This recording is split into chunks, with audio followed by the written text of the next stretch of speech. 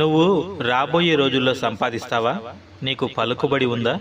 నీతో తిరిగితే మనకేంటి లాభం అనే స్థాయిలో ఉన్నారు నీ చుట్టూ ఉన్న చాలామంది.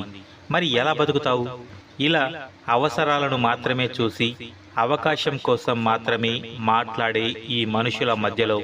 అందుకే నీ స్థాయి పెరిగినా తగ్గినా ఒకేలా ఉండు. పొరపాటున కూడా వాళ్లలా నువ్వు ప్రవర్తించకు.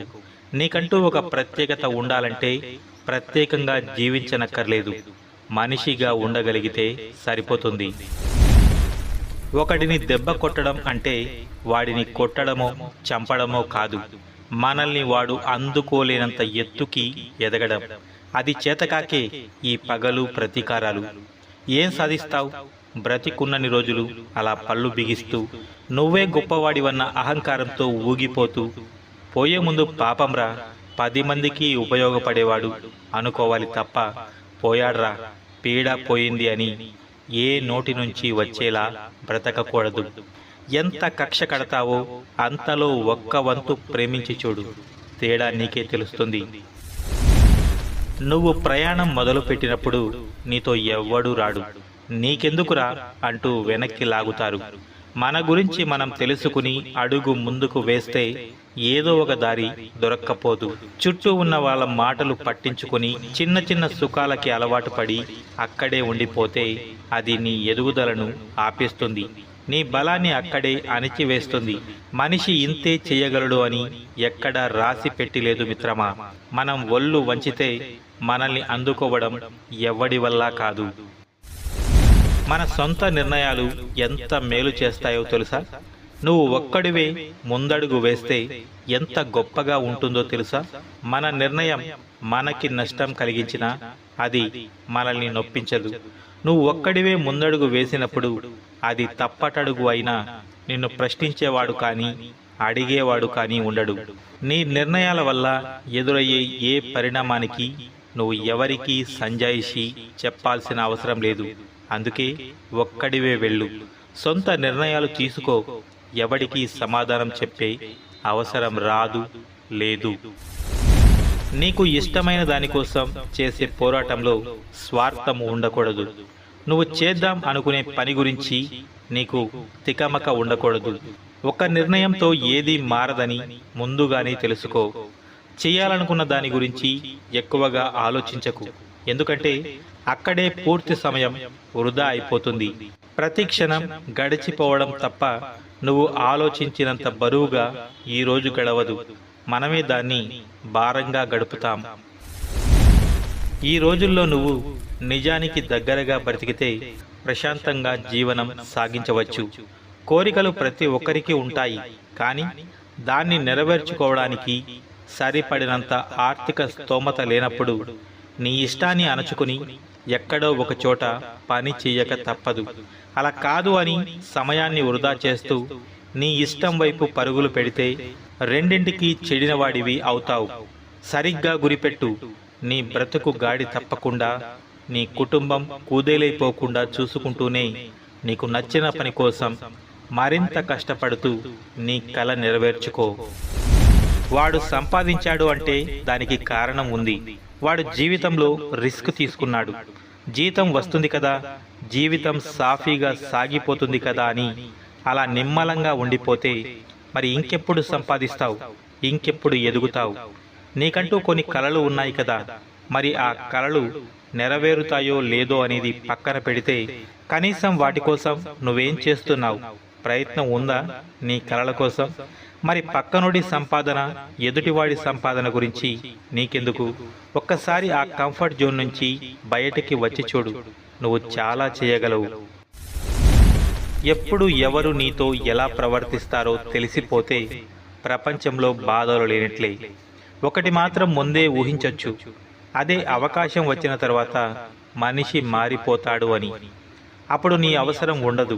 అప్పటి వరకు ఒక లెక్క, అప్పటి నుంచి ఒక లెక్క.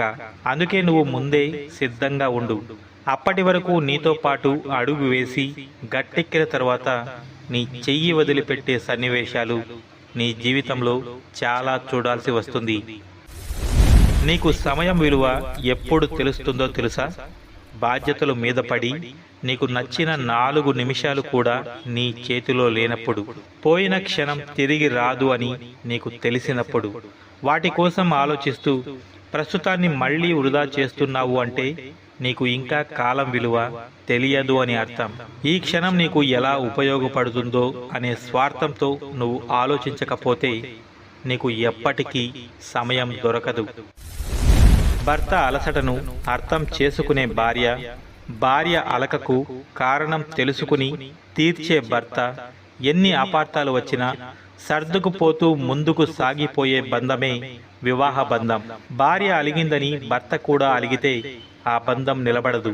బంధం నిలబడాలి అంటే బాధను భరించాలి, బ్రతిమిలాడాలి, బుజ్జగించాలి. అప్పుడే ఆ బంధం శాశ్వతంగా నిలబడుతుంది.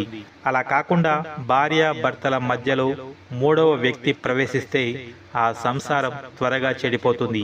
కాబట్టి సంసారంలో సర్దుకుపోయే మనసు, ఆలు మగలు ఇద్దరికీ ఉండాలి. జీవితంలో ఇంకా నీకు పరీక్షలు ఎదురవుతున్నాయి అంటే మరింత గొప్పగా నీకోసం ఏదో ఒక అద్భుతం ఎదురు చూస్తుంది అని దాని అర్థం. శక్తికి మించిన అడ్డంకులను దాటి వస్తున్నావు అంటే నువ్వు మరింత బలవంతుడు అవుతున్నావు అని అర్థం. ప్రతి ప్రయత్నం ఫలించాలనేది నీ ఆశ కావచ్చు, కానీ ఫలించాల్సిన ప్రయత్నం నీకు తెలియకుండానే నీ నుంచే మొదలవుతుంది. సమయం, సందర్భం, సుముహూర్తం అక్కర్లేని ఒక్క క్షణం చాలు నీ ఊహలు నిజం అవడానికి. అందుకే ఊరికే ఉండిపోకు. ప్రతి క్షణం స్పృహలో ఉంటూ నీ పని నువ్వు చేసుకుంటూ వెళ్ళు. కథలని బొమ్మకి కవితలు చెబితే దాని మనసు మారుతుందా? నిన్ను పట్టించుకొని చోట నీ గురించి ఎంత చెప్పినా అక్కడ నీకు స్థానం దొరుకుతుందా? రుచిగా లేవని మంచినీళ్ళకి పేరు పెట్టగలమా? సరిగ్గా లేదని జీవితాన్ని అర్ధాంతరంగా ముగించగలమా? కొండ మీద కోపగించి గమ్యాన్ని చేరుకుని మరో మార్గాన్ని వెతకకుండా అక్కడే ఉండిపోతావా? ఋతువులలాగా మారుతూ ముందుకు సాగిపో. ప్రతి కాలానికి ఒక్కో ప్రత్యేకత ఉంది. నీలో ప్రతి మార్పు కూడా అంతే. గొప్పగా ఉండేలా చూసుకుంటూ సాగిపో హాయిగా.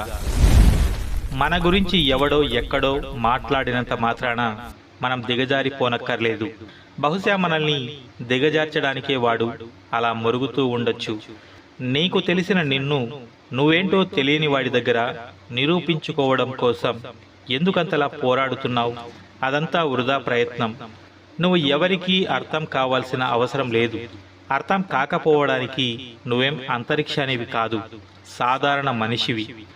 ఆక్రోశాలు పక్కన పెట్టి చూడగలిగితే ప్రతి మనిషి అందగాడే ఈ లోకంలో. ఇదిగో చెబుతున్నాను విను. ఇక్కడ ఎన్ని అగచాట్లు పడినా పర్వాలేదు, ఎన్ని నిందలు మోసినా పర్వాలేదు, ఎన్ని మోసాలు చేసినా పర్వాలేదు, కానీ చివరికి నీ జేబు బరువు ఎక్కితే చాలు, అంతా మామూలే. అప్పటి వరకు నువ్వు పనికి రావు అన్నవాడు నీ అడుగులకి మడుగులు వత్తుతాడు. నీకేం చేత కాదు అని కూసినవాడు నీకంటే గొప్పవాడు లేడు అంటూ నీ వెంట పడతాడు. ఇక్కడ ఏ మాయా లేదు, మర్మం అంతకన్నా లేదు. కేవలం పైసామే పరమాత్మ, అంతా పైసా బాసు. అదే సర్వ నాటకాలకు సూత్రధారి.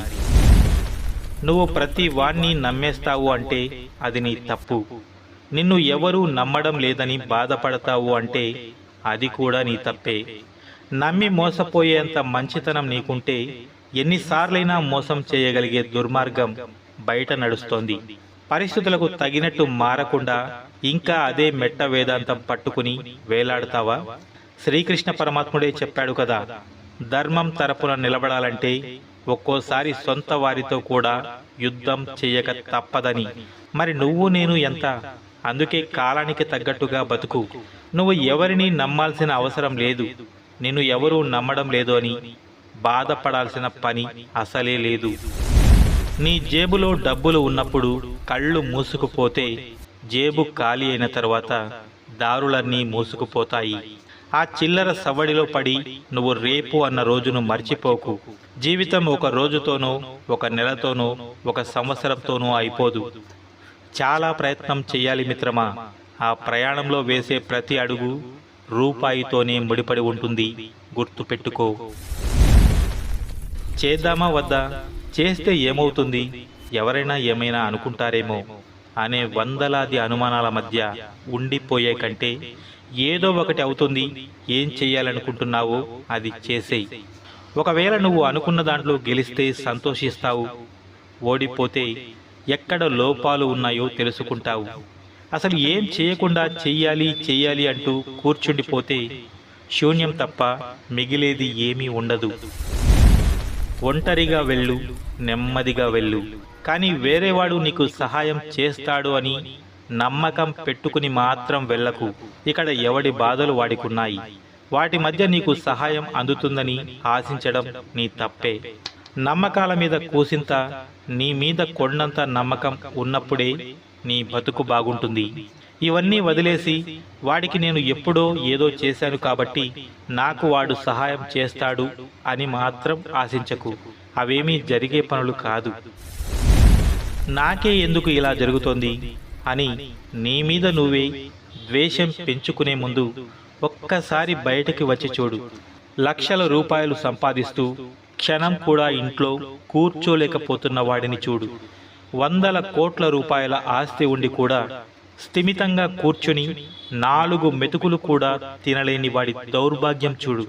ఎప్పుడూ వ్యామోహంలో బతుకుతూ లేని దానికోసం ఏడుస్తూ కూర్చుని ఉన్న ఆనందాన్ని గుర్తించలేని వాడిని చూడు. నీకేం తక్కువ? నెలకు ఎంతో కొంత సంపాదన, నువ్వు, నీ కుటుంబం. ఇంతకంటే ఆస్తి ఏమీ ఉండదు మిత్రమా. హాయిగా ఉండు. నీకు రావాల్సింది ఖచ్చితంగా వచ్చి తీరుతుంది, వడ్డీతో సహా.